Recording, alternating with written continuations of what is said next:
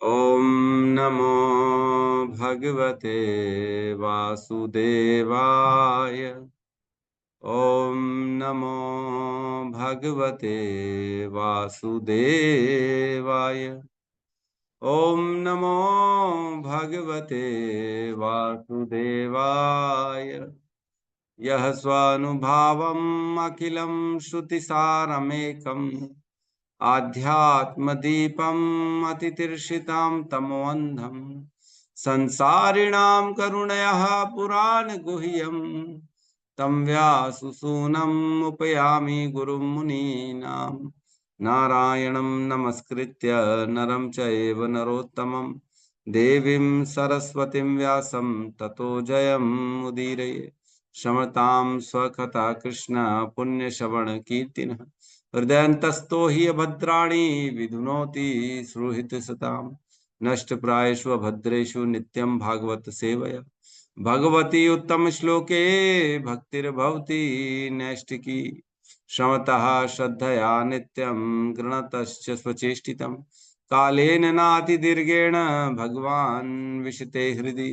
कृष्णाय वासुदेवाय देवकी नंदनाय च नंद गोप कुमाराय गोविंदाय नमो नमः।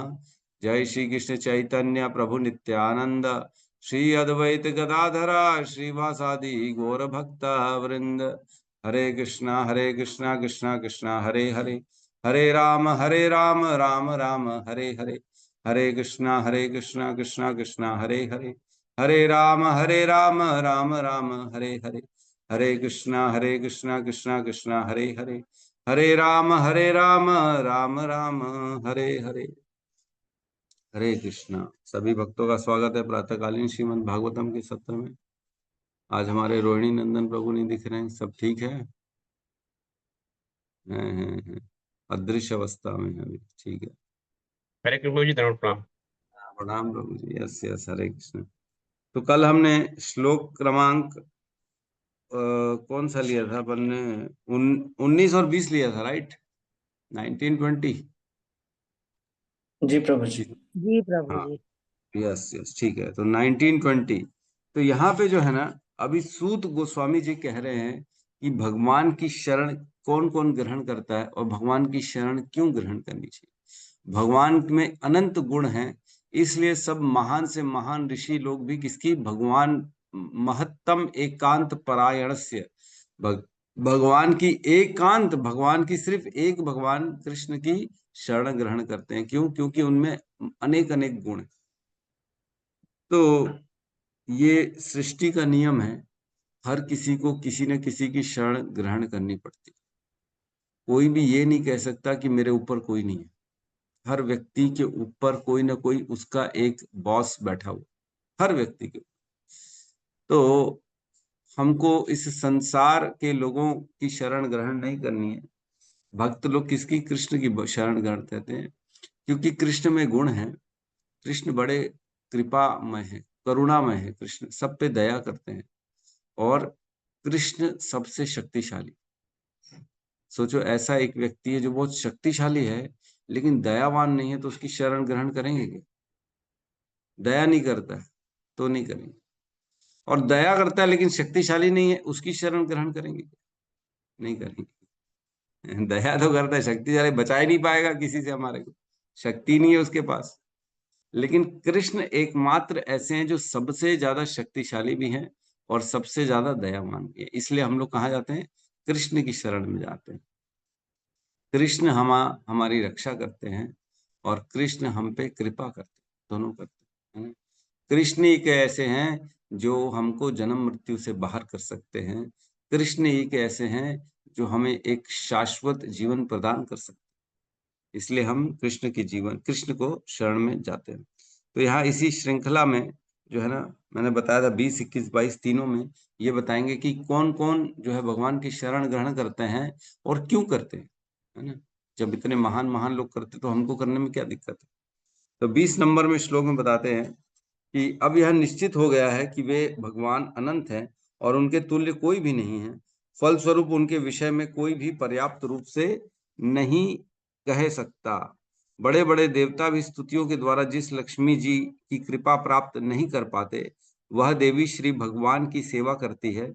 यद्यपि भगवान ऐसी सेवा के लिए अनिच्छिक अन अनिच्छुक है। तो यहाँ पे कैमुत्य न्याय लगा हुआ है। कैमुत्य न्याय मैंने बताया था कि अगर नदी में ऊंट डूब जाएगा तो मनुष्य का कहना ही क्या, वो भी डूब ही जाएगा। तो यहाँ पे ये कह रहे, जब बड़े बड़े ऋषि ऐसी लक्ष्मी जी के लिए, उनकी कृपा के लिए घोर तपस्या करते हैं, और वह लक्ष्मी किसके, कृष्ण के चरणों में, तो फिर कृष्ण की कहना ही क्या है। तो फिर कृष्ण से बड़ा कौन हुआ, कोई हुआ नहीं। तो ऐसे हैं कृष्ण जिनकी शरण में सब लोग जाते हैं। तो आज हम 21 और 22 में प्रवेश करते हैं। 21 नंबर श्लोक में प्रवेश करते हैं आज।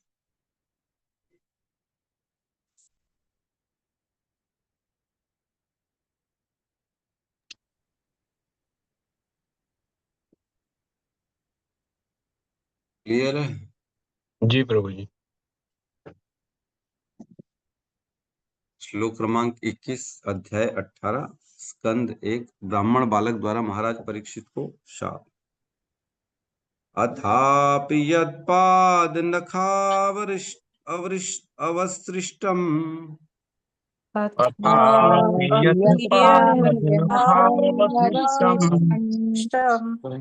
अथापि यत्पाद नखावसृष्टम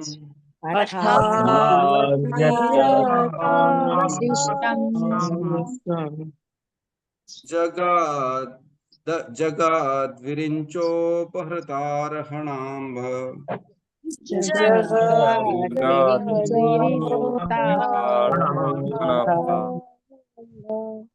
स एषं पुनात्यनन्तमो मुकुन्दात्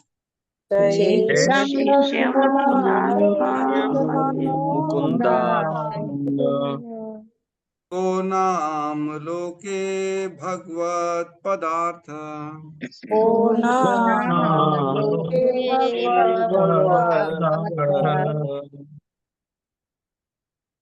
अथापि यत्पादनखावशिष्टम्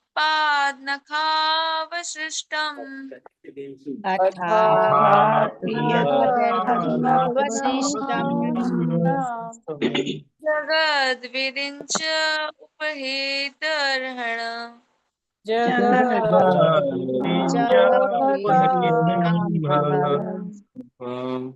शेषं पुनात्यन्तमो मुकुन्दान्त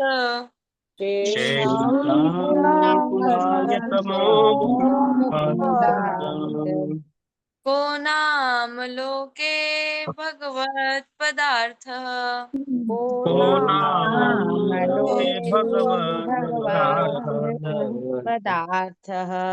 अथापि यत्पादनखवसृष्टम्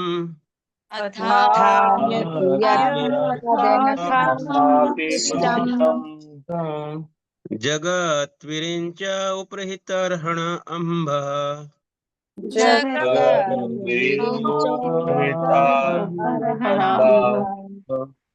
शेषं पुनात्यन्यतमो मुकुन्दात्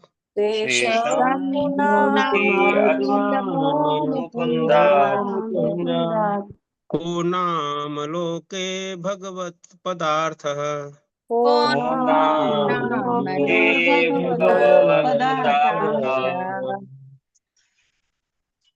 अथापि यत्पादनखावशिष्टम्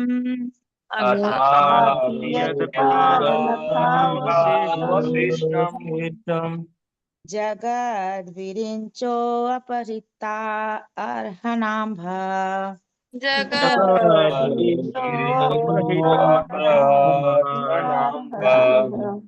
शेषं पुनात्यन्यतमो मुकुन्दात्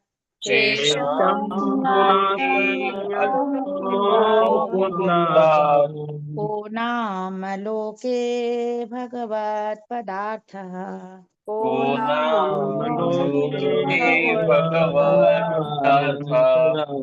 हरे कृष्ण। अनुवाद। भगवान श्री कृष्ण के अतिरिक्त भला ऐसा कौन है जो परमेश्वर कहलाने के योग्य हो। ब्रह्मा ने शिव को पूजनीय वस्तु प्रदान करने हेतु भगवान श्री कृष्ण के पांव के नाखून से निकलने वाले जल को एकत्र किया। यह जल गंगा शिव सहित संपूर्ण ब्रह्मांड को शुद्ध बना रहा है। ओम ज्ञानतिमिरन्धस्य ज्ञानांजन शलाकया चक्षुरुन्मिलितं येन तस्मै श्री गुरुवे नमः। श्री चैतन्य मनोभीष्टं स्थापितं येन भूतले स्वयं रूपः कदा मह्यं ददाति स्वपदान्तिकम्। वन्देऽहं श्रीगुरु श्रीयुतपदकमलं श्रीगुरून् वैष्णवांश्च श्रीरूपं सागरजातं सहगण रघुनाथान्वितं तं सजीवं साद्वैतं सावधूतं परिजन सहितं कृष्ण चैतन्य देवं श्री राधा कृष्ण पादान् सहगण ललिता श्री विशाखान्वितांश्च। हे कृष्ण करुणा सिंधु दीनबंधु जगतपते गोपेश गोपिका कांत राधा कांत नमस्तुते। तप्त कांचन गौरांगी राधे वृंदावनेश्वरी वृषभानु सुते देवी प्रणमामि हरिप्रिये। वाञ्छाकल्पतरोभश्च कृपा सिन्धुभ्य एव च पतितानां पावनेभ्यो वैष्णवेभ्यो नमो नमः। नमो विष्णुपादाय कृष्णपृष्ठाय भूतले श्रीमते भक्तिवेदांत स्वामीति नामिने। नमस्ते सारस्वते देवे गौरवाणी प्रचारिणे निर्विशेष शून्यवादी पाश्चात्य देशतारिणे। जय श्री कृष्ण चैतन्य प्रभु नित्यानंद श्री अद्वैत गदाधर श्रीवासादि गौर भक्त वृंद। हरे कृष्णा कृष्णा कृष्णा हरे हरे, हरे राम राम राम हरे कृष्णा। तो यहाँ अब जो है ना, जो सुध गोस्वामी जो है भगवान अनंत की महिमा का वर्णन कर रहे हैं कि क्यों ना हम उनकी शरण ग्रहण करें। सब तो उनकी शरण ग्रहण करते हैं, कौन नहीं करता है। उनके अंदर इतने गुण है, इतनी शक्ति है, इतने कृपामय हैं, तो कोई कैसे ना करे। पिछले श्लोक में बताया कि इवन जो लक्ष्मी है वो भगवान के चरणों की सेवा करती है, क्योंकि उनको वहां पे बहुत आनंद आता है। अब इस श्लोक में बताते हैं कि न केवल लक्ष्मी, ब्रह्मा और शिव तक उनकी सेवा में लगे रहते हैं, है ना। तो इस श्लोक में बताएंगे कि ब्रह्मा और शिव जब भगवान की गुणों, भगवान के शरणागति हैं, तो हम क्यों ना करें। किसी को कोई प्रॉब्लम तो नहीं है। शिव जी है तो प्रभु हम नहीं कर सकते, सॉरी, ऐसा तो नहीं है कोई। नहीं प्रभु, सब कर रहे हैं तो हम भी करेंगे। जो महान महान लोग करते हैं उनका तो अनुसरण हमको करना ही। तो यह कह रहे हैं अथापि यत्पाद नखाव सृष्टम। अथापि, अथापि मतलब अतः, इसलिए, इसलिए अब क्यों हमको शरण ग्रहण करना बता रहे हैं, इसलिए, किस लिए। अथापि यत्पाद, जिनके चरण, यद पाद नखा, इन जिनके पैरों के नाखून जो हैं, आव सृष्टम, पांव के नाखून से निकलने वाली, है ना। आव सृष्टम, सृष्टम मीन्स उत्पन्न होना, तो आव सृष्टम मीन्स उनके नाखूनों से निकलने वाली। किनके नाखूनों से निकलने वाली, भगवान के नाखूनों से निकलने। तो मैं पहले एक छोटी सी लीला बता देता हूँ, आप सबको मालूम है यद्यपि फिर भी बता रहा हूँ। जब बलि महाराज यज्ञ कर रहे थे, है ना, अपने गुरु शुक्राचार्य के द्वारा, तो वहां पे भगवान ने वामन रूप लेके आए थे, है ना। छोटे से शॉर्ट हाइटेड ब्राह्मण का रूप धारण करके, बड़े गोल मटोल धारण धारण करके भगवान आए थे। कौन, स्वयं कृष्ण, स्वयं भगवान, है ना। ये जो है दिति, दिति के पुत्र, अदिति के पुत्र नहीं, दिति के पुत्र, है ना। अदिति तो, अदिति और दिति, दिति दैत्य को, दैत्यों की माता दिति है ना। अदिति मीन्स आदित्यों की माता, राइट। आदित्य मीन्स सारे देवता। तो अदिति के पुत्र के रूप में आए थे, और उनके पुत्रों का क्योंकि स्वर्ग पूरा छीन लिया गया था बलि महाराज द्वारा, तो ये वापस दिलवाने के लिए एक ब्राह्मण का रूप धारण करके आए थे। और उन्होंने 3 पग में बोला, मुझे 3 पग भूमि दान दो। तब बलि ने संकल्प लिया, यद्यपि शुक्राचार्य उनके गुरु ने मना किया, फिर भी उन्होंने नहीं नहीं कहा। बोले 3 पग किसी वैष्णव को देना अति आवश्यक है। तो जब 3 पग उन्होंने धरती मांगी, संकल्प ले लिया बलि महाराज ने, तब जब भगवान ने 3 पग नापने की बारी आई, तो उन्होंने अपना इतना बड़ा विस्तार कर लिया रूप का कि एक पग में ऊपर के सारे लोगों को नाप दिया और दूसरे पग में नीचे के सारे लोगों को नाप दिया। तो जब ऊपर के लोगों को नापने के लिए उन्होंने अपने पैर को उठाया था ना, तो हम जानते हैं ब्रह्मांड है, ब्रह्मांड में सबसे ऊपर ब्रह्मा जी का लोक होता है ना, सबसे ऊपर। और ये ब्रह्मांड भी एक बॉल की तरह होता है ना, बॉल के अंदर सारे 14 लोक होते हैं। नीचे जो है भगवान जो है गर्भोदक्षाई विष्णु गर्भोदक सागर में लेटे हुए हैं। तो ये ऊपर का हिस्सा जो है ब्रह्मा जी, उसके ऊपर ब्रह्मांड है। तो जब नाखून उन्होंने ऊपर किया था, तब ब्रह्मांड के ऊपरी हिस्से में एक छेदा हो गया था उनके नाखून से, है ना। तो उनके नाखून से जब छेदा हो गया, तब भगवान ऊपर वहां से जो है गंगा जो नदी है वह उस छिद्र से नीचे आने लगी। तो जैसे उस छिद्र से नीचे आने लगी, तो क्योंकि भगवान के नाखून से उसमें छेदा हुआ, तो सबसे पहले वह गंगा ने भगवान के नाखून का जो है प्रक्षालन किया, उनको धोया, क्योंकि नाखून से ही फटा, जहां से गिरेंगे उसी को पहले टच करेगा। तो वह जो गंगा नदी है, वो ब्रह्मांड में पहली बार जब प्रवेश करी, तो सबसे पहले भगवान के नाखून को धोया, है ना, भगवान के चरणों का मतलब बेसिकली स्पर्श किया। और उसके बाद वो नदी बहते बहते सबसे ऊपर ध्रुव लोक में गई, है ना। तो हम उसमें डिटेल में जाएंगे, अभी मैं बस केवल नेट्स बता रहा हूँ अभी, फिर हम डिटेल में जाएंगे। ध्रुव लोक में गई, फिर उसके बाद ब्रह्मा लोक में आई, फिर उसके बाद ब्रह्म लोक से नीचे के लोकों में आई, फिर धीरे धीरे पृथ्वी में आई। और इस प्रकार ये गंगा का अलग अलग नाम पड़ा। और ये गंगा ही है जो भगवान के आवर सृष्टम, भगवान के नाखूनों से सृष्ट हुई, बेसिकली उनके नाखूनों के कारण उसकी उत्पन्न हुई, भगवान के चरणों के कारण, है ना। अभी समझ में, अथापि यत्पाद नखाव सृष्टम, भगवान के नाखून के कारण जिसकी सृष्टि हुई थी उसकी बात चल रही है ना।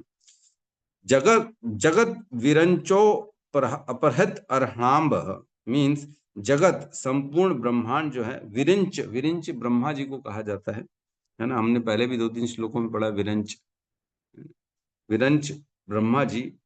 अपहृत, अपहृत मीन्स उनको एकत्रित किया अपने कमंडल में, किसको, गंगा जी को, जो भगवान के चरण को स्पर्श करके आई। अरहण अंब, उस जल को पूजा के लिए एकत्रित किया, जो भगवान के चरणों से टच होके आई गंगा जल, उसको अपने कमंडल में इकट्ठा कर लिया। क्यों? क्योंकि वह पूज्य है। तो चरणों से किसी के टच होके जल मिले तो पूज्य हो जाता है क्या? नहीं होता, नहीं होता। प्रॉपर संसार में तो नहीं होता, लेकिन अगर कोई महान वैष्णव है, कोई हमारे गुरु महाराज है, तब तो बात अलग है, क्योंकि उनके ऊपर कृपा है, कृष्ण की भक्ति में लगे हुए हैं। बाकी संसारी किसी भी व्यक्ति का हो जल हो पैर का, तो कोई तो टच भी नहीं करता, लेकिन भगवान के पैरों का जल है, ये पूजनीय है, और ये जो है पवित्र करने वाला है सबको। तो यहाँ कह रहे हैं जो विरिंच ब्रह्मा जी जो है ना, उन्होंने वो एकत्र किया पूरा जल को, है ना, पूजा के जल को एकत्र किया। और क्या किया? स ईशम, उन्होंने स ईशम मीन्स यहाँ पे जो है, स ईशम मीन्स शिव जी का यहाँ पे वर्णन करें, ब्रह्मा जी समेत वह उन्होंने जल किसको दिया? स ईशम, ब्रह्मा जी ने शिव जी को दिया। और पुनात्य अंत अन्यतोम, नहीं, पुनात्य अन्यतमो, और अन्यतमो मीन्स पूरे इस ब्रह्मांड को शुद्ध करने वाला, है ना। पुनाति शुद्ध करता है, अन्य तो तमो मीन्स इस पूरे ब्रह्मांड को, न कि शिव जी को बल्कि पूरे ब्रह्मांड को पवित्र करने वाला वह जल, वह दिया ब्रह्मा जी ने, है ना। और क्या है? मुकुंदात, मुकुंदात मीन्स इसमें लिखा है तमो मुकुंदा, तमो मीन्स उनके अलावा और कौन है? कौन है? कृष्ण के अलावा कौन है? मुकुंदा, तमो मुकुंदात मीन्स कृष्ण के अलावा कौन है जो कृपा कर सकता है, जो पूजने लायक है? उन्हीं के नाखूनों के द्वारा ये सब मिला है। और क्या है? को नाम लोके, मुकुंद के नाम के अलावा और कौन है? को नाम, इस संसार में कौन है, इस लोक में, जो मुकुंद के नाम के अलावा है? भगवत पदार्थ है, जो भगवान कहलाने लायक है, और कौन है मुकुंद के अलावा, है ना। क्यों? क्योंकि उनके चरणों से जो है गंगा का सृष्टि हुई है, गंगा की। तो यहाँ पे पिछले श्लोक में लक्ष्मी जी का वर्णन हुआ, इस श्लोक में शिव जी और ब्रह्मा जी का वर्णन। शिव जी को लोग भगवान कहते हैं, लेकिन स्वयं शिव जी अपने जटाओं में गंगा को धारण करते, इतना तो सबको मालूम। और गंगा का एक और नाम क्या है? विष्णुपदी। क्यों? क्योंकि विष्णु के पद से उसकी सृष्टि हुई है, विष्णु के चरणों से निकलती है गंगा, इसलिए विष्णुपदी। गंगा जैसा जल आज भी साइंटिस्ट तक हैरान है कि गंगा में ऐसा क्या है कि गंगा का पानी कभी खराब नहीं होता। कितना ही साल रख लो घर में डब्बे में, कभी खराब होता ही नहीं, जबकि बाकी कोई भी पानी है वो खराब हो जाएगा, लेकिन गंगा नहीं होता। तो हम श्रीमद् भागवतम में अध्याय स्कंद 5 अध्याय 17, इसमें गंगा का अवतरण का चर्चा चल रही है। मैं बहुत आप लोगों को काफी गूढ़ी बातें बताने वाला हूँ, जो शायद आप लोगों को मालूम हो भी सकती, नहीं भी हो सकती है। गंगा पहले इस ब्रह्मांड में नहीं थी। गंगा ब्रह्मांड के बाहर जो थी, वो कारण सागर भगवान विष्णु के भी ऊपर थी, है ना। तो वहां से जैसे ही भगवान वामन ने जब नापा, तब उनके नाखून से जब छेदा हुआ, उसमें से गंगा का प्रवेश हुआ इस संसार में। तो गंगा को भागीरथी भी कहते हैं और जानवी भी कहते हैं, है ना। तो हम जानते हैं भागीरथ महाराज हुए जिनके दादा थे सगर महाराज, है ना। सगर महाराज के 60,000 पुत्र थे। जब सगर महाराज ने अश्वमेध यज्ञ किया, तब अश्वमेध यज्ञ के करने के टाइम क्या किया, इंद्र ने उस अश्व को भगवान कपिल के आश्रम में बांध दिया। उनको लगा कि ये स्वर्ग का राजा बन जाएगा, इसलिए इसके अश्व को हम जो है छुपा देते हैं। तो जब अश्व वापस नहीं आया, तो राजा सागर के 60,000 पुत्रों ने ढूंढने के लिए निकले इस संसार में, और उन्होंने जहां तहां खोद दिया। तो इसीलिए उन्होंने जहां जहां खोदा अश्व ढूंढने के लिए, घोड़े ढूंढने के लिए, वहां वहां बड़े बड़े गड्ढे हो गए, और वहां पे सागर बन गए। सागर के पुत्रों ने सागर बनाए। सागर की रचना हुई है वो उन्हीं के द्वारा हुई है। तो गड्ढे कर दिए, ढूंढते ढूंढते कपिल आश्रम पहुंचे वो। और जब कपिल आश्रम में पहुंचे, तब कपिल भगवान तो अपने जो है ना तपस्या में थे, लीन में थे, ध्यान में थे। तब इन्होंने अनुचित बात कर ली उनके साथ। जब अनुचित बात करी, तब भगवान कपिल ने जैसे ही अपनी आंख खोली, दृष्टि डाली, तो 60,000 के 60,000 उनके पुत्र भस्म हो गए, है ना। सोचो, सगर महाराज के 60,000 पुत्र भस्म हो गए। तो जब भस्म हो गए, तब ये अब हुआ कि इनका उद्धार कैसे होगा, है ना। तब इनकी श्रृंखला में इनके पुत्र हुए भगीरथ। उन्होंने क्या किया, भगीरथ महाराज आए और उन्होंने कपिल भगवान के सामने बड़े नतमस्तक होकर उनसे विनम्रता से पूछा। उनकी पहले स्तुति करी, उनकी प्रदक्षिणा करी, फिर उनसे पूछा कि हे गुरु, हे मेरे भगवान, मुझे रास्ता बताएं कि मैं कैसे इनका उद्धार कर सकता हूँ, क्योंकि इनको अब शरीर तो मिलेगा नहीं, इनका उद्धार कैसे हो सकता है इस संसार से। अब ये इनके शरीर तो छूट गया है, मैं कैसे अपने पूर्वजों का जो है उनका उन्नति कर सकता हूँ, और उनका जो है दोबारा उनको जो है स्थान अच्छा मिले, इसके लिए मैं क्या कर सकता। तब कपिल भगवान ने कहा था कि तुम जो है तपस्या करो और गंगा को बुलाओ यहाँ। वह गंगा का स्पर्श जब तक नहीं होगा इनका इनका कुछ नहीं होगा। तो जैसे ही गंगा का स्पर्श होगा, उनकी जो बची हुई हड्डियां हैं, जो अस्थियां हैं, उनसे तब इनका उद्धार हो पाएगा। तो भगीरथ महाराज ने काफी तपस्या करी, तब गंगा को प्रसन्न किया। गंगा को जब पूछा, गंगा को बोला आप आइए धरती में, तो बोले मैं आऊंगी तो मेरा वेग इतना तेज है कि ये धरती फट जाएगी, तो मैं कैसे आ सकती हूँ इस धरती पे। तो फिर शिव जी का आह्वान किया।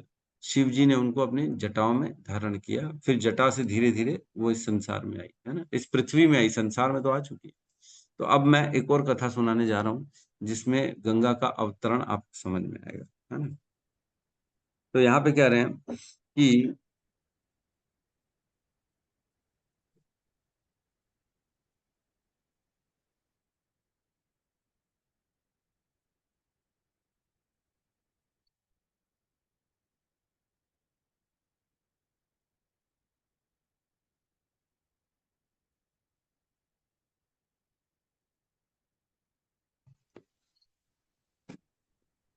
क्लियर है, आवाज आ रही है? यस, हमारे जी यहाँ प्रभु, आ रही है। की लाइट गोल हो गई हमारी, है ना। ठीक है, तो मैं ये स्कंद 5 अध्याय 17 गंगा अवतरण इसको पढ़ रहा हूं मैं, इसको सुनिए, है ना।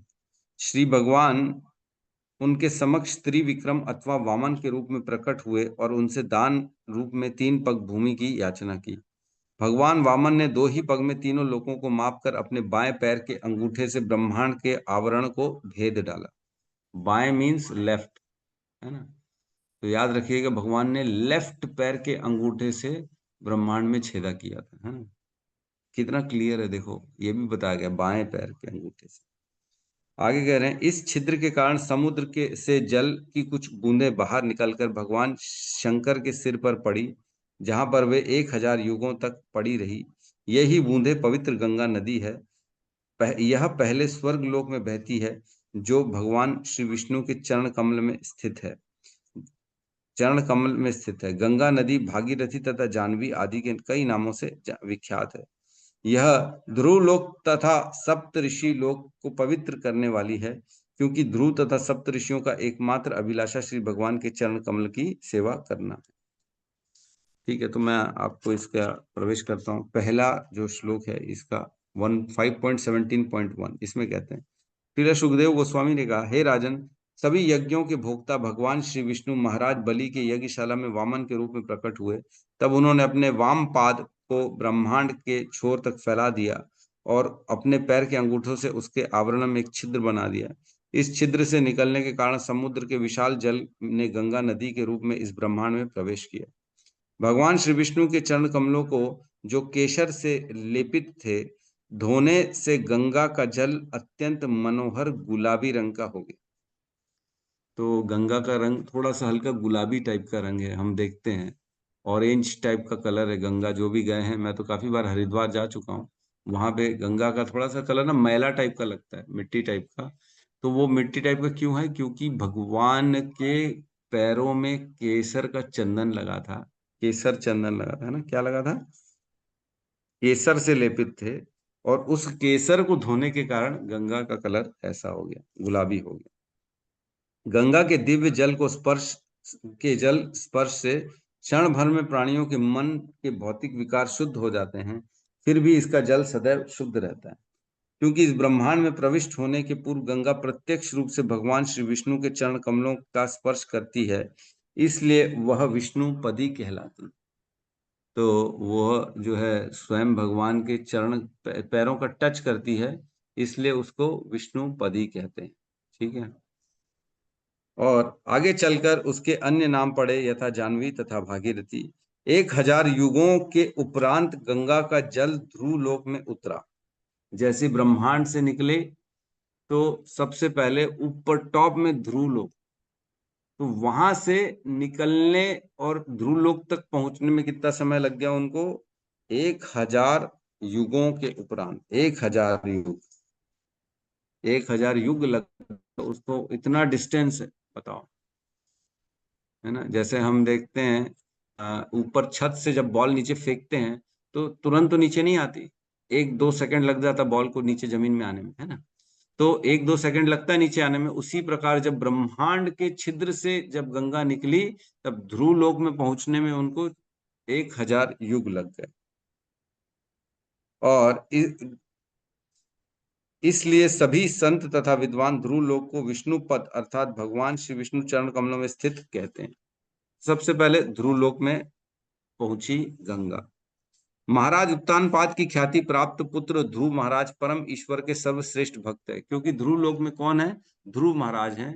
ध्रुव महाराज उत्तान पात्र के पुत्र हैं, जिन्होंने बचपन में भगवान को प्राप्त कर लिया था। और भगवान की जब प्राप्ति कर ली थी, तब वो वैकुंठ जा रहे थे, तब उन्होंने अपनी माता के लिए पूछ लिया था, मेरी माता कहाँ है? तो उनको रोक दिया गया था और उनके लिए फिर अलग से लोक बनाया गया था, क्योंकि उनके अंदर अभी भी रजोगुण है, उनकी माता का अभी भी उनका ख्याल है। इसलिए उनको बोले नहीं नहीं, इनको रोको, यहीं पे लोक बनाओ और यहीं पे इनको सेटल करो। तो ध्रुव लोक बनाया गया और उनको वहीं पे सेटल कर दिया गया। तो ध्रुव लोक में कौन रहता है? ध्रुव महाराज रहते। यह जानते हुए कि गंगा जल भगवान श्री विष्णु के चरण कमलों को पखारता है, वे उस जल को अपने लोक में ही रहते हुए आज तक अपने सिर पर भक्ति पूर्वक धारण करते हैं। क्योंकि वे अपने अंतस्थल हृदय में भगवान श्री कृष्ण का निरंतर चिंतन करते रहते हैं, फलतः वे अत्यंत उत्कंठित रहते हैं। उनके अर्ध निमीलित नेत्र से अश्रु की धारा बहती है और उनका शरीर पुलकायमान रहता है। तो वो भी क्या किया उन्होंने? इस गंगा जल को अपने मस्तक में धारण कर लिया। क्यों? क्योंकि यह बड़ी पूजनीय है गंगा। क्यों? क्योंकि यह भगवान के चरण से निकली। तो गंगा में जब जब जाएं, प्रवेश करें, तो ये हम सब भक्तों का वैष्णव एटिकेट्स है कि पहले गंगा को प्रणाम करना। उनके बाहर जैसे उनका तट हो, वहां पहले आप सबको प्रणाम करना है, उनको नमस्कार करना है, और फिर एक एक पैर रख के धीरे धीरे प्रवेश करना है ना। कभी भी गंगा में नग्न न जाएं, हमेशा कुछ न कुछ ओढ़ के जाएं। ऐसे नहीं जाना चाहिए गंगा में स्नान करने के लिए। गंगा में स्नान करने जाए तो कभी भी कोई भी, जैसे कई बार थूक देता आदमी है ना, वो सब नहीं करना चाहिए गंगा में। बाहर तट में जाके वहां पे अपना जो भी अगर मुख में चला गया तो उसको थूक दें, गंगा नदी में ना थूकें, और गंगा को हमेशा साफ सुथरा बनाए रखने की कोशिश करें। तो आगे कहते हैं, ध्रुव लोक के नीचे वाले लोकों में सप्त ऋषि मरीचि, वशिष्ठ, अत्रि इत्यादि का वास है। गंगा जल के प्रभाव से परिचित होने के कारण वे आज भी अपने सिर की जटाओं में उसे धारण करते हैं। तो जो उसके बाद का लोक आता है जिसमें सप्त ऋषि रहते हैं, उसमें भी सप्त ऋषि उनको अपनी जटाओं में धारण करते हैं, है ना। तो जैसे नीचे आया गंगा, तो पहले ध्रुव लोक आया, ध्रुव लोक के बाद ब्रह्म लोक आया, ब्रह्म लोक में ब्रह्मा जी ने उसको जल को कमंडल में भर लिया, है ना, कमंडल में धारण कर लिया ताकि वो पूजनीय है। उसके बाद जब नीचे आया सप्तऋषि लोक में, तब उन्होंने अपनी जटाओं में उसको धारण कर लिया, है ना।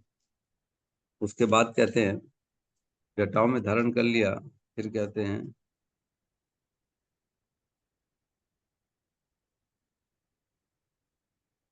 हाँ, तो उसके बाद मेरू पर्वत की, उसके बाद हमने मेरू पर्वत हमने पढ़ा था।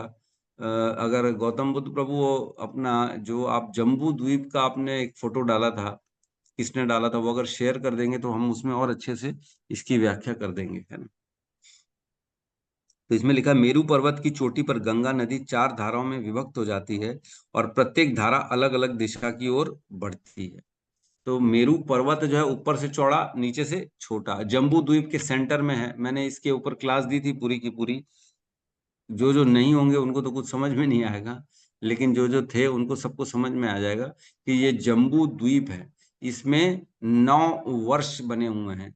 9 वर्ष में अलग अलग जगह बनी हुई हैं जहां पे लोग रहते हैं। वर्ष मीन्स वैली, पहाड़ों के बीच के स्थान को वर्ष कहते हैं, जहां पे रहने के योग्य जगह है। तो वहां पे अलग अलग वर्ष हैं, 9 वर्ष हैं, उनमें लोग रहते हैं, जिसमें से एक भारत वर्ष है। और भारत वर्ष में एक भूखंड है जहां पे पृथ्वी है ना।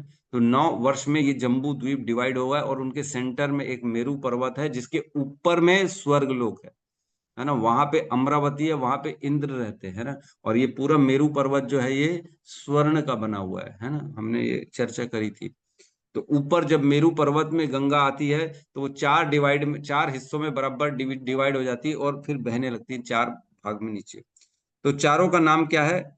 एक का नाम है सीता, एक का नाम है अलकनंदा, और एक का नाम है चक्षु, और एक का नाम है भद्रा। 4 भाग में डिवाइड हो गई, चारों का नाम अलग अलग है, ठीक है। तो ये कोई शेयर नहीं कर पा रहे क्या प्रभु? जम्बू द्वीप वाला फोटो डालो ना, 9 वर्ष वाला कोई। प्रभु जी डाल दिया। डाल दियो अभी।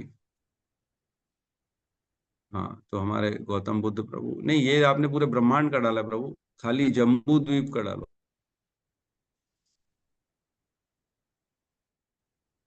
ठीक है, मैं थोड़ा सा समझा देता हूँ। जा रहा है प्रभु जी, डाल दिया। ये आप सब देख पाएंगे इसमें चैट बॉक्स में। देखिए ये ब्रह्मांड है हमारा, है ना। दिख पा रहा है सबको, है ना? ये दिख रहा है सबको? नहीं हरि दिख रहा है बोल। प्रभु जी। शेयर स्क्रीन में नहीं दिख रहा? स्क्रीन में नहीं दिख रहा? दिख रहा है प्रभु जी। नहीं दिख रहा है, नहीं दिख दिख रहा है, दिख रहा है प्रभु, दिख रहा। रहा हाँ, है, अब दिख दिखा, रहा है। अब दिखा।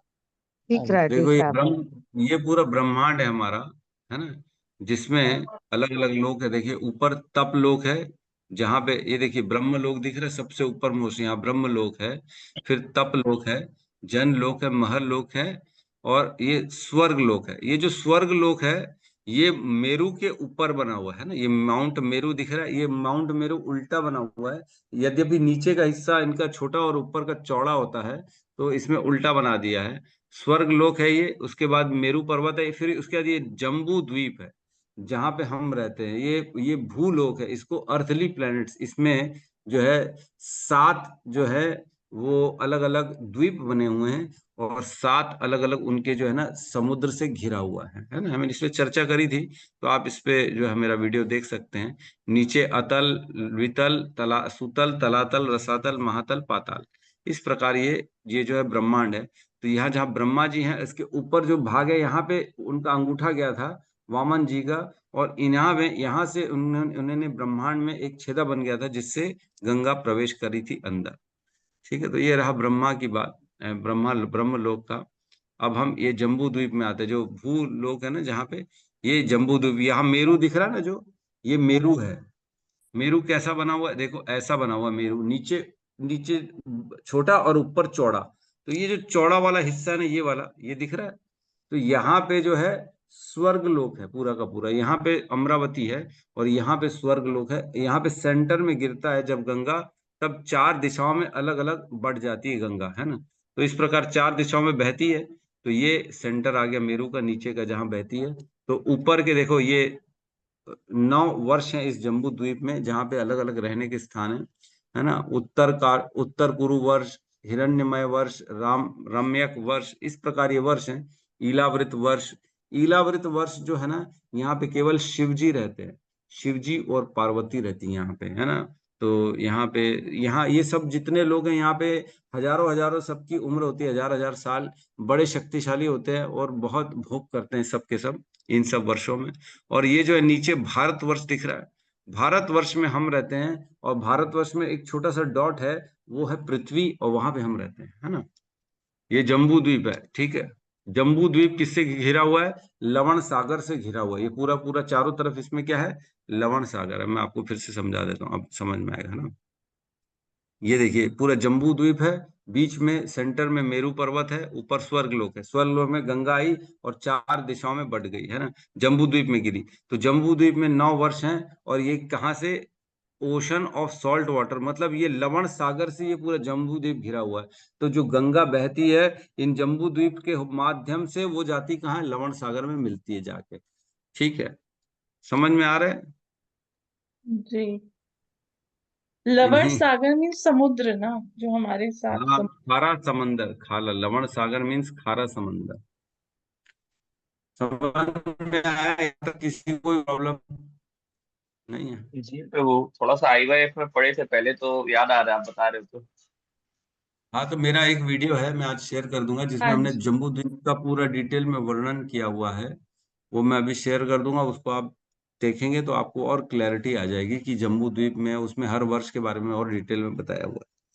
तो यहाँ प्रभु पे जी, मेरू जो 4 पर्वत दिशाओं में, सुमेरु पर्वत सेम है ना? मेरू और हाँ सुमेरु। सेम है, सेम, एक ही। तो यहाँ पे जो पर्वत है, इसमें गंगा आती है, तो वो 4 दिशाओं में जब डिवाइड हो जाती है, तो चारों का नाम अलग अलग पड़ता है। एक का नाम पड़ता है सीता, एक का नाम पड़ता है अलकनंदा, एक का नाम पड़ता है चक्षु, और एक का नाम पड़ता है भद्रा, है ना।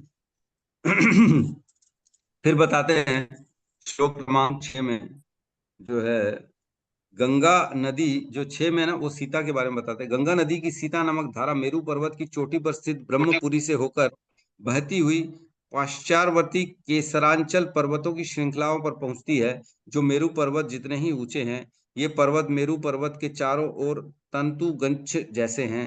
केसरांचल पर्वतों से चलकर गंगा नदी गंग माधन पर्वत की चोटी पर गिरती है, और यहाँ से भद्रावर्ष हमने पढ़ा, देखा। भद्रावर्ष आप नीचे ना चेक कर सकते हैं, प्रभु जी ने चैट चैट बॉक्स में शेयर कर दिया है। भद्रावर्ष कहाँ है? जम्बू द्वीप में ना, है ना। तो भद्रावर्ष, अच्छा चलो मैं ही शेयर करके आप लोगों को दिखा देता हूँ, क्योंकि फिर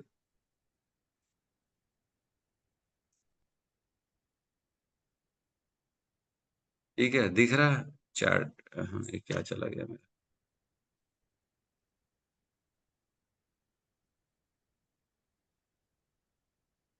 दिख रहा है सबको? है, दिख रहा है ना? सेंटर में मेरू पर्वत है और राइट साइड में हम देख रहे हैं भद्रावर्ष है, भद्रावर्ष है ना। तो जी एक जी हिस्सा जो सूखा वाला हिस्सा है ना, वो भद्रावर्ष में चला जाता है, वहां से होते हुए फिर वो लवण सागर में जाके मिल जाता है। उसके बाजू में और राइट में बढ़ेंगे तो जम्बू द्वीप पूरा घिरा हुआ किससे, नमकीन पानी, नमकीन सागर से, तो वहां जाके वो मिल जाता है। फिर कह रहे हैं 7वें नंबर श्लोक में, गंगा नदी की चक्षु नामक धारा माल्यवान पर्वत।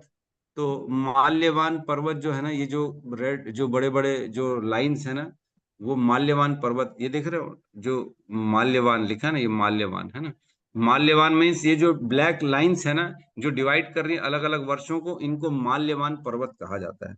तो यहाँ कह रहे हैं जो चक्षु नामक धारा माल्य पर्वत की चोटी पर गिरती है और वहां से प्रपात के रूप में गिरकर केतुमाल वर्ष, देखो लेफ्ट साइड चली गई तो केतुमाल वर्ष आ गया, केतुमाल वर्ष में प्रवेश करती है और वहां से बहकर फिर वो दोबारा लवण सागर में चली जाती है, क्योंकि लेफ्ट में भी केतुमाल वर्ष के बाहर क्या है, पूरा हमारा ये जम्बू द्वीप लवण सागर, नमकीन सागर से घिरा हुआ है। तो एक हो गई राइट साइड में भद्रावर्ष में चली गई और एक साइड में चली गई केतुमाल वर्ष में, जो है लेफ्ट साइड में, दोनों लवण सागर में मिल गई।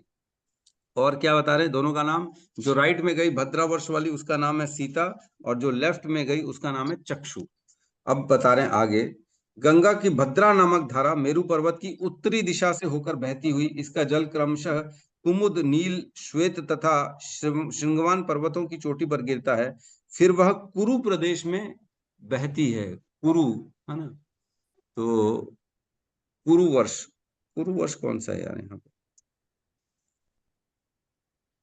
कुमुद, नील, श्रृंगाल पर्वत, वह कुरु प्रदेश से बहती हुई उत्तर में लवण सागर में जाती। तो उत्तर मीन्स नॉर्थ हो गया, तो ये जो है ना कुरु वर्ष, ये उत्तर कुरु वर्ष जो टॉप में दिख रहा है ना, वो कहा गया उत्तर कुरु वर्ष, वहां से होते हुए फिर वो लवण सागर में चली जाती है। ठीक है, फिर उसके बाद बताते हैं, इसी प्रकार अलकनंदा नामक गंगा की धारा ब्रह्मपुरी ब्रह्म साधन की दक्षिण दिशा से होकर बहती है। तो साउथ में आएगी तो इधर नीचे आ जाएगी अब, है ना, अब इंडिया की तरफ बढ़ेगी, मतलब पृथ्वी की तरफ बढ़ेगी, भारतवर्ष की तरफ। विभिन्न प्रदेशों के पर्वतों की चोटियों के ऊपर से जाती हुई अत्यंत वेग से हेमकुट तथा हेमकुट पर्वतों की चोटियों पर गिरती है। इन पर्वतों की चोटियों को आप्लावित करती हुई गंगा भारतवर्ष नामक भूभाग में गिरती है। तो ये भारतवर्ष तक धीरे धीरे पहुंचती है, वो क्रॉस करते करते करते जहां पे पृथ्वी है ना, भूभाग, और उसे अपने जल से आपूरित करती चलती है। तत्पश्चात यह दक्षिण दिशा में जाकर लवण सागर में मिल जाती है। जो व्यक्ति इस नदी में स्नान करने आता है वो भाग्यशाली है, उन्हें पग पग पर राजसु तथा अश्वमेघ जैसे महान यज्ञों के करने का फल प्राप्त होता है। तो एक सागर जो साउथ में बह रही है भारतवर्ष से होते हुए लवण सागर में जाती है, और हम चूंकि पृथ्वी है वो भारतवर्ष में ही है, इसलिए यहाँ पे भी आती है वो। ठीक है, समझ में आ रहा है सबको, किसी को कोई कंफ्यूजन तो नहीं है? चारों हिस्सों में मैंने बता दी कैसे जो है सागर, मतलब गंगा ऊपर जाती है, राइट, लेफ्ट और साउथ में, मतलब भारत में आती है। तो गंगा इस प्रकार चार में, सागर चार में डिवाइड हो जाती है। फिर कहते हैं, नवों वर्ष में से भारतवर्ष नामक भूभाग कर्म क्षेत्र माना जाता है। इन 9 वर्ष में जितने लोग रहते हैं उनको कर्म का बंधन नहीं लगता, लेकिन केवल भारतवर्ष जो है ना वो कर्म क्षेत्र माना जाता है। विद्वान तथा संत जन का कथन है कि अन्य 8 वर्ष अत्यंत पुण्य आत्माओं के निमित्त हैं, वे स्वर्ग लोक से लौटकर इन 8 भू प्रदेशों में अपने शेष पुण्य कर्मों का फल भोगते हैं। तो स्वर्ग से निकलने के बाद लोगों को यहाँ पे रखा जाता है, उनके जैसे पुण्य हो वैसा उनको स्थान दिया जाता है, और इस प्रकार वो यहाँ पे रहते हैं। तो बेसिकली गंगा का उत्तरण इसी प्रकार होता है। गंगा ऐसे ही इस संसार में प्रवेश करती है, हमारे पृथ्वी में आती है और हम सबका उद्धार करती है। और क्या कह रहे हैं, जो शिव और ब्रह्मा है बेसिकली वो तक गंगा को अपने सर में एक कमंडल में धारण करते, एक सर में धारण करते। सोचो वो गंगा जो इतनी पवित्र है, लोगों को पवित्र करने वाली, भगवान के चरणों से निकलने वाली, ऐसे ब्रह्मा और शिव उनको धारण करते हैं, और वह ब्रह्मा और शिव इस यहाँ के सृष्टा और विनाशक है। वो तक भगवान के जो है गंगा, जो पैरों से निकलने वाली गंगा उसको धारण करते हैं अपने मस्तक में, ऐसे भगवान है। ऐसे भगवान, इतने महान भगवान है, भगवान की महानता की बात चल रही है यहाँ पे, है। तो ऐसे महान भगवान हैं जिनको शिव और ब्रह्मा उनके चरण से निकलने वाली गंगा को तक अपने पास धारण करते हैं, पूजनीय, पवित्र करती है जो। तो हम गंगा का बेसिकली अवतरण नहीं डिस्कस कर रहे हैं, हम यहाँ पे डिस्कस कर रहे हैं भगवान कितने महान। तो एक ब्रह्म संहिता में श्लोक आता है जिसमें कहते हैं, क्षीरम यथा दधि विकार विशेष योगात् संजायते न हि तत् पृथगस्ति हेतो यह शंभुतामपि तथा समुपैति कार्यात् गोविंदमादि पुरुषम तम अहम भजामि। जिस प्रकार दूध खटाई या जामनादी के संयोग से दही में बदल जाता है, किंतु फिर भी वह अपने उत्पादन कारण दूध के वह न तो समान होता है और न ही उससे पृथक होता है, उसी प्रकार संहार कार्य के निमित्त जो शंभु रूप में परिणित हो गए हैं, उन आदि पुरुष भगवान गोविंद का मैं भजन करता हूँ। तो ब्रह्मा जी कहते हैं कि जब दूध में खटाई डाली जाती है या दही मिलाई जाती है, तो जब दूध दही में परिणित हो जाता है, तो दही और दूध, यद्यपि दूध से ही दही बनता है, लेकिन दही से दूध नहीं बनाया जा सकता, है ना। और दही और दूध में अंतर भी नहीं है, क्योंकि दूध और दही तो सेम ही है, दूध को ही तो दही बना दिया और क्या किया अपन ने। तो उसी प्रकार जब भगवान में जब तमोगुण का प्रवेश होता है, तब भगवान जो है वो शिव का रूप ले लेते हैं। शिव जी और भगवान में अंतर क्या है?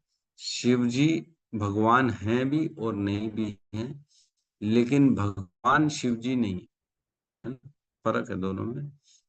कृष्ण से शिव जी तब बनते हैं जब कृष्ण इस प्रकृति में प्रवेश करते हैं, और जब उनका स्पर्श होता है, सतोगुण से जब उनका स्पर्श होता है, तब वो विष्णु का रूप धारण करते हैं। जब रजोगुण पे स्पर्श होता है, तब ब्रह्मा जी का जो है उनका प्राकट्य होता है, और जब तमोगुण से उनका स्पर्श होता है, तब शिव जी उत्पन्न होते हैं, है ना। तो शिव जी, दूध और दही का एग्जाम्पल दिया जाता है हमारे शास्त्रों में शिव जी और भगवान के लिए। भगवान से ही दूध से दही बनता है, उसी प्रकार भगवान से ही शिव जी आते हैं, यद्यपि शिव जी जो है दही टाइप के हैं, और वापस शिव जी से भगवान नहीं आ सकते। ठीक है, इसमें समझ में आ रहा है ना। तो ऐसे शिव तथा ब्रह्मा जिनकी शरण ग्रहण करते हैं, वह भगवान, हम उनके बारे में चर्चा कर रहे हैं। वह कृष्ण है, वह अनंत है, हम उनकी चर्चा करते हैं। और क्या कहते हैं आगे, अब श्लोक में आ रहा होगा समझ। अच्छा, श्लोक तो पूरा हो गया था। को नाम लोके भगवत पदार्थ, इनके अलावा और किसका नाम है जो भगवान कहलाने योग्य है, जब शिव और ब्रह्मा भी उनके शरण में आ जाते हैं। तो इसके तात्पर्य में कहा गया, जीव भगवान के पूर्ण अंशों के समान शक्तिशाली नहीं होते, अतएव दो प्रकार के विस्तार अंश होते हैं। ब्रह्मा सामान्यतः जीवों में से एक हैं, और शिव भगवान तथा जीवों के बीच मध्यम स्वरूप है। दूसरे शब्दों में ब्रह्मा तथा शिव भी जो देवताओं के में अग्रणी हैं, भगवान श्री विष्णु के तुल्य या उनसे बढ़कर नहीं है। तुल्य, समान भी नहीं है, उनसे बढ़कर तो दूर है, बहुत दूर की बात है। शिव जी और ब्रह्मा विष्णु के समान भी नहीं, उनसे तुलना की तो बात ही बहुत दूर। तो इस प्रकार शिव और ब्रह्मा जिनके शरण लेते हैं, वह कृष्ण की हमको जो है अनंत, उनकी हम जो है सेवा में लगे, उनकी पूजा करें, वो भगवान है ना। यहाँ पे हमारा समय आज कुछ ज्यादा ही हो गया, हम दूसरा श्लोक ले नहीं पाए। ठीक है, तो हम आज क्लास को यहीं पे विराम देते हैं। किसी का प्रश्न है? यस, हमारे राम हरे राम राम राम हरे हरे, हरे कृष्णा हरे कृष्णा कृष्ण कृष्ण हरे हरे, हरे राम राम राम हरे हरे। समस्त भक्त वृंद की जय। जय जगत गुरु शील प्रभुपाद की की जय। जय। जय गौर प्रेमानंदे। हरि हरि हरि हरि बोल। हरि बोल। थैंक यू प्रभु हरे जी, हरे कृष्णा। कृष्णा दोनों को। हरे कृष्णा प्रभु जी, दंडवत प्रणाम। थैंक यू बहुत प्रभु जी। प्रभु जी आपका। हरे कृष्णा प्रभु जी, दंडवत प्रणाम। हरे